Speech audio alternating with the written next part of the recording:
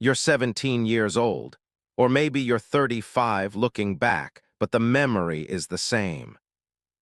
You're standing in front of the mailbox, or you're refreshing an email inbox every 3 seconds. Your heart is pounding.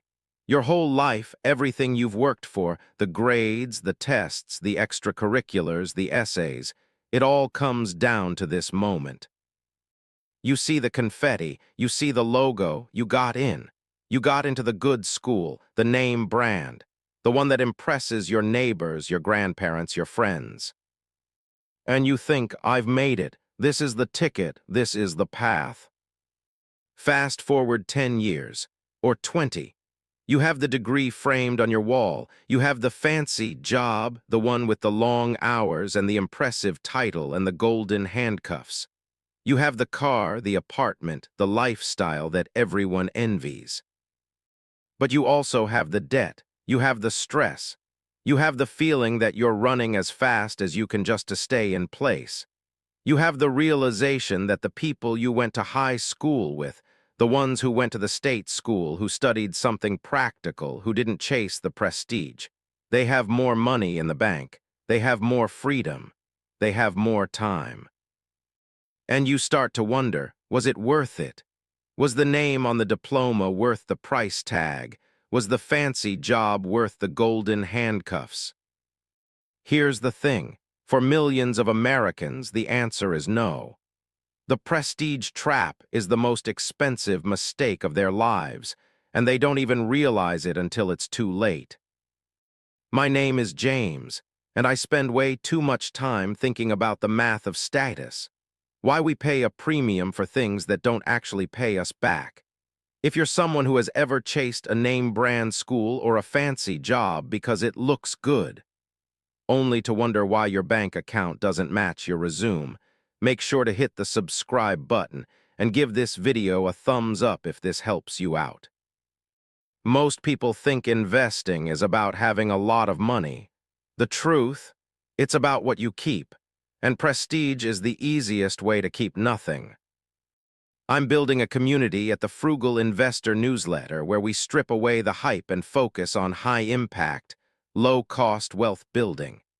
Get your copy, the 15-day blueprint for wealth and financial autonomy, and join a group of like-minded investors who prioritize long-term gains over short-term trends. Link is in the description. Let's start with the numbers, because the math is brutal and most people never run it. According to data from the U.S. Department of Education College Scorecard and PayScale's 2025-2026 reports, the cost of attending an Ivy League university has reached staggering levels. Annual tuition and fees now exceed $65,000. When you add room, board, books, and living expenses, the total cost of attendance is over $85,000 per year at most Ivies. That's $340,000 for a 4-year degree, at sticker price, before interest. Now let's look at what you get for that investment. Median early career salaries for Ivy graduates range from $68,000 at Brown to $90,000 at the University of Pennsylvania's Wharton School. Mid-career medians range from $119,000 to $155,000. Those are good numbers, they're nothing to sneeze at. But here's the question, is that premium worth the price? Let's compare. A student who goes to a top public university, say UC Berkeley, which ranks 7th overall in the 2026 Wall Street Journal rankings, pays significantly less. For an out-of-state student, the cost might be $55,000 to $70,000 per year. For in-state, it's even lower. And what do Berkeley graduates earn? According to the WSJ ranking, UC Berkeley graduates earn a value-added salary boost of $89,226 above expectations. Their median earnings are competitive with many Ivies, especially in technology and engineering fields. Now let's run the ROI calculation properly. The Foundation for Research on Equal Opportunity, FREOPP, conducted a comprehensive analysis of nearly 30,000 bachelor's degree programs. Their finding: the median bachelor's degree has a net ROI of $306,000 for students who graduate on time. But here's the kicker: 28% of programs have negative ROI when you account for the risk of dropping out or taking longer than 4 years. And the variation by field is enormous. 4 in 5 engineering programs have ROI above 500,000. But the same is true for just 1% of psychology programs. 95% of engineering programs will produce median earnings above $80,000 by mid-career, while only 1% of psychology programs will reach that threshold. This is where it gets really interesting. Individual programs at the same institution can produce vastly different outcomes. At the University of Pennsylvania, finance majors can expect earnings over $288,000 by age 35.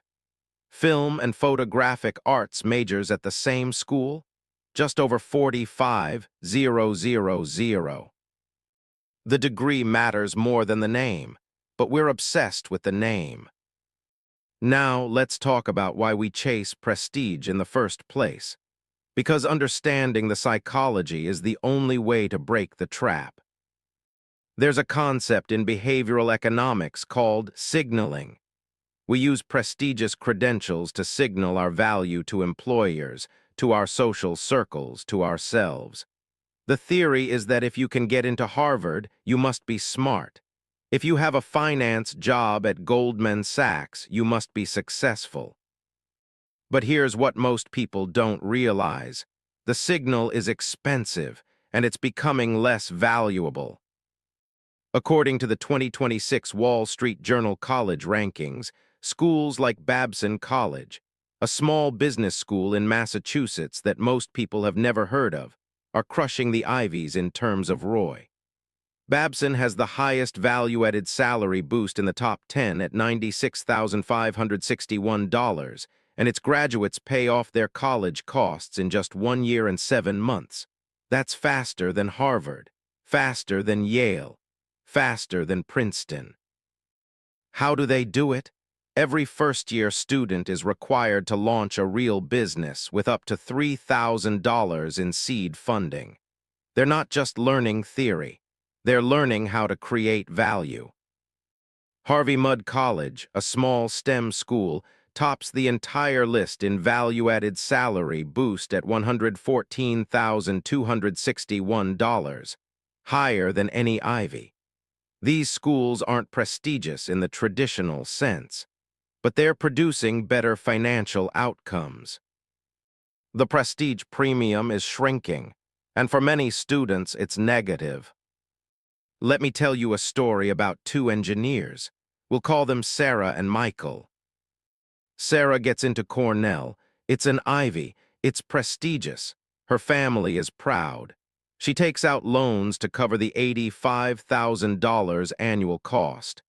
After 4 years, she has $340,000 in debt. She graduates with a degree in computer science. Michael goes to Georgia Tech. It's a top public university, ranked 16th overall in the 2026 WSJ rankings.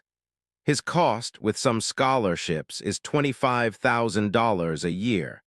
He graduates with $100,000 in debt. Both get jobs as software engineers. Both earn about $130,000 to start. Both work hard. But here's the difference. Sarah has $340,000 in debt. Her monthly payments are over $3,000. She lives in an expensive city because that's where the prestige jobs are. She's house-poor, stressed, and trapped. Michael has $100,000 in debt. His payments are under $1,000. He lives in a more affordable city. He's able to invest, to save, to build wealth. After 10 years, Sarah has paid down some of her debt but has little savings. Michael has paid off his debt and has $200,000 in investments. After 20 years, the gap is even wider. Michael is on track for early retirement. Sarah is still working, still stressed, still wondering why she worked so hard for this. Same field, similar jobs, completely different outcomes. The difference wasn't ability, it wasn't even the school name, it was the cost of prestige. But it's not just about the degree, it's about the jobs we chase afterward. There's a story in Fortune about a guy named Neil Shah. He was the CEO of a New York City investment firm. By 27, he was a hedge fund partner. By 31, he was running his own firm with $20 million in assets. He had the right watch, the right suit, the $1,000 shoes. And he was miserable. He was trapped in what he called golden handcuffs. His lifestyle had expanded to match his income, and he couldn't leave. I don't really care for fancy things, but by being in these careers, you're sometimes forced to do things, Shah told Fortune. Early in investment banking, I learned the type of suit you wear and the type of tie matters. All the community wears Ferragamo shoes, even though it gave me heartburn to spend that kind of money.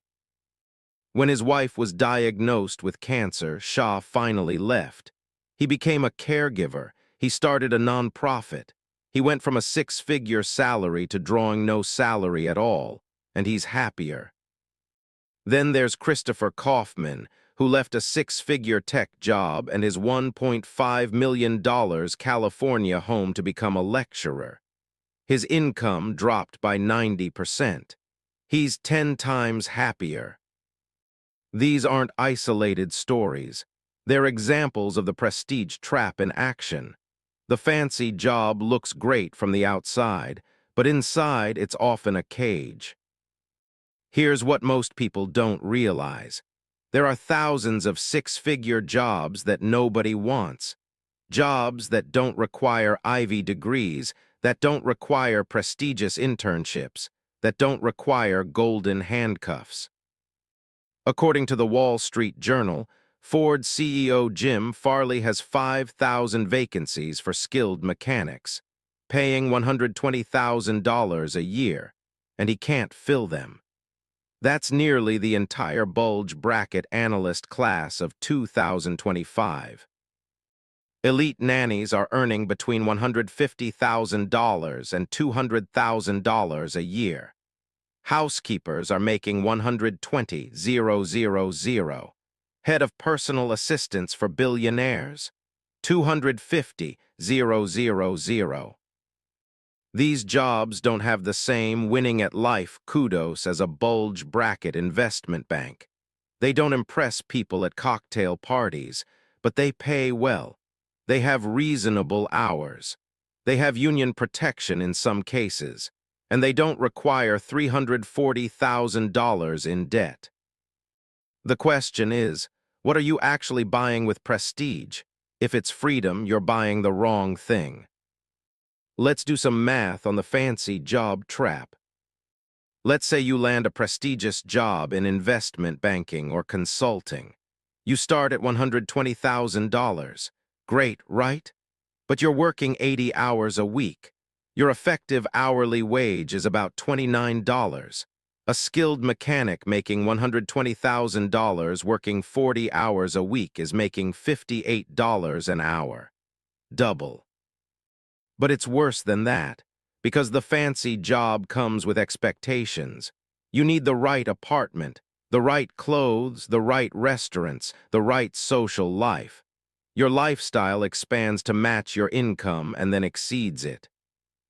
This is lifestyle creep. According to a report from Yahoo Finance, even high earners are being backed into a corner by their outgoings.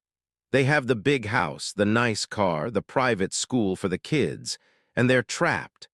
They can't leave the job because they can't afford the lifestyle without it.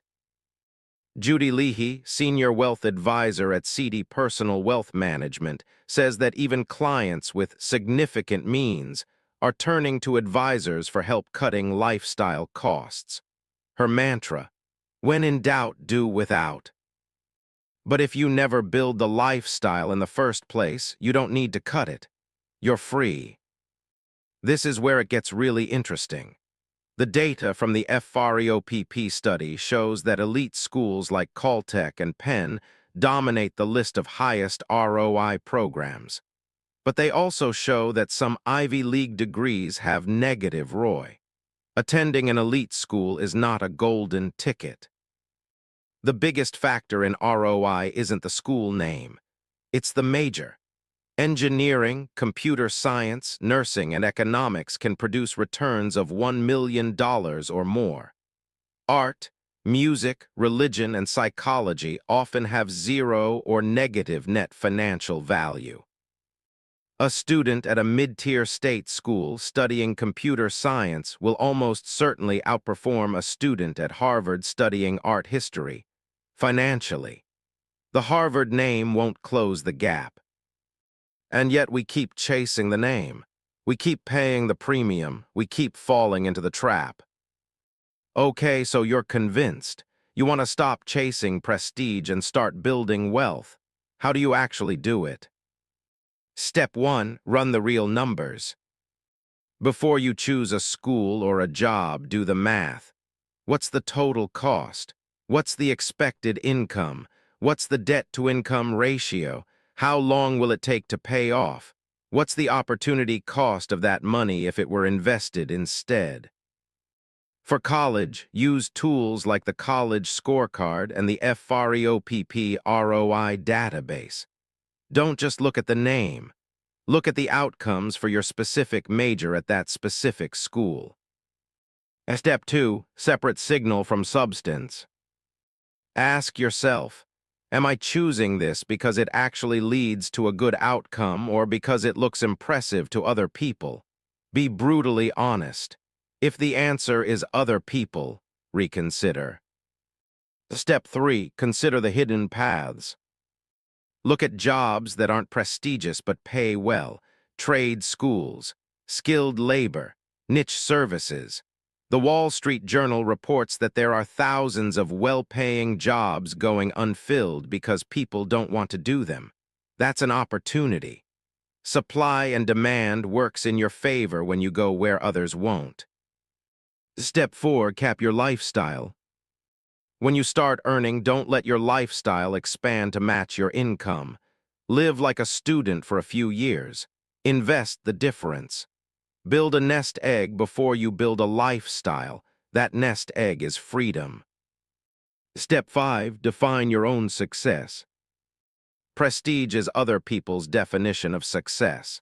What's yours? Is it freedom, time, family, experiences, money in the bank? Once you know what you actually want, it's easier to ignore what other people think.